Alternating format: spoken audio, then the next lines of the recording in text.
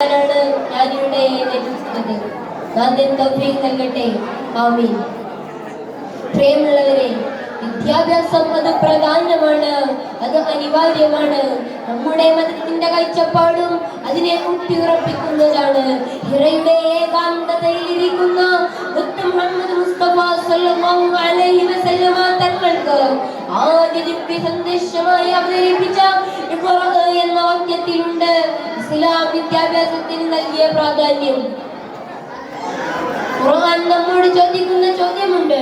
ബിസ്മില്ലാഹിർ റഹ്മാനിർ റഹീം. ഖുൽ ഹൽ യസ്തവി അല്ലദീന യഅലമൂന വല്ലദീന ലാ യഅലമൂൻ. അറിവുള്ളവനും അറിവില്ലാത്തവനും സമന്മാരാണ് എന്ന്. ഒരിക്കലുമല്ല. അറിവ് വെളിച്ചമാണ്, അറിവില്ലായ്മ ഇരുട്ടാണ്. രാത്രിയുടെയും പകലിന്റെയും വ്യത്യാസമുണ്ട്, അറിവുള്ളവനും അറിവില്ലാത്തവനും. നോക്കൂ നിങ്ങൾ, എത്ര മനോഹരമായാണ് ഇസ്ലാം വിദ്യാഭ്യാസത്തെ പ്രോത്സാഹിപ്പിക്കുന്നത്.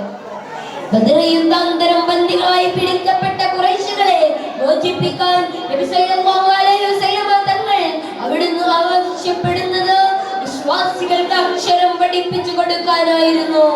ആ കാഴ്ചപ്പാടിലാണ് ഈ സംസ്കാരം വളർന്നത്.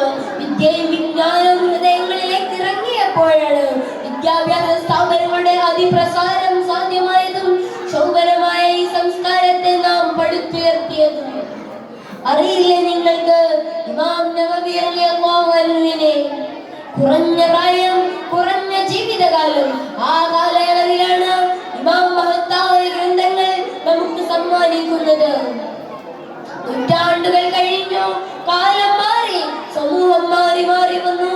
പക്ഷേ ഇമാം നവവി ചരിത്രത്തിന്റെ ഭാഗമാകുന്നു. അതാണ് വിദ്യാഭ്യാസത്തിന്റെ പ്രസക്തി. ഇന്നലകളിൽ പള്ളിക്കൂടങ്ങൾ